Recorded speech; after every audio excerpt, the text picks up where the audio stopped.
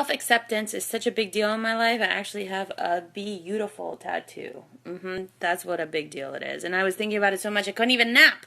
So let's just talk about it. Having self-acceptance can lead to fear, doubt, anxiety, victimization, always looking for validation, always looking to others, not searching within yourself, always being lost. Self-acceptance is a full package deal. It's not that simple, right? It's about accepting the inside of you, the outside, your surroundings, your non-conditioned self, your conditioned self. A lot to look at. It's definitely a lot of work. It's not easy. It brings up a lot of shit, and a lot of people either don't know how to begin or just aren't willing to go there. So let's talk about that.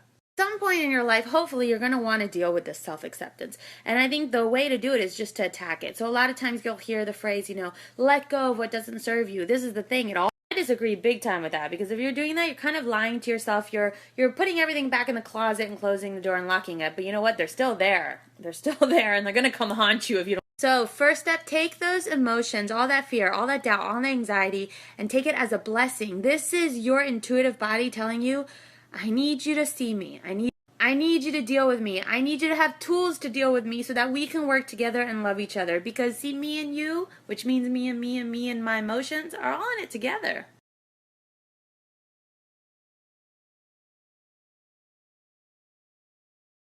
Thank you, Nathaniel. Thank you for that quote. Round of applause for Nathaniel, and I can't use my right hand, so I'm going to use my face. Bravo. Bravo. There is enough people in this world trying to bring you down. Don't do that to yourself. Love yourself. Every single little bit of it. And you know what? If you fucked up, be like, you fucked up good, girl. That's right. Point is this. Why be your own enemy when there's enough of those? Be your best friend. Treat yourself with love. Treat yourself how you would treat that person you love the most in the world. Sometimes we don't accept ourselves because someone told us at one point that we weren't enough, that we weren't doing things right, that we weren't pretty enough, we weren't thin enough, we're not enough. Not enough. That seems to be. If you are trying to live up to these silly little labels that I don't know who makes up these rules, it's the strangest thing.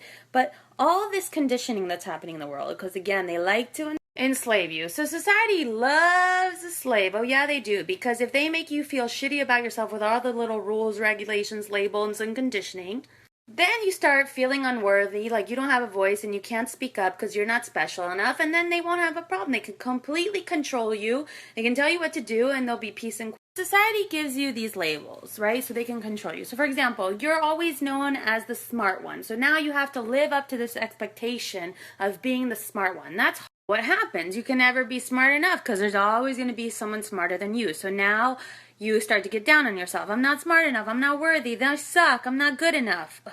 Now, boom, they got you exactly where they want you. They have you controlled because you can never live up to this expectation, making you feel like you're not enough. I present a different option. What if we remove all labeling, all preconditioning, all ego, and we just are made of stardust, all possibilities open? Then what? Now it's much easier to accept ourselves because we no longer have to compare ourselves. We're no longer trying to be better or do more or reach a higher pinnacle of who we are. Thus, there's no more self-rejection because now we're just living with what lives inside of us.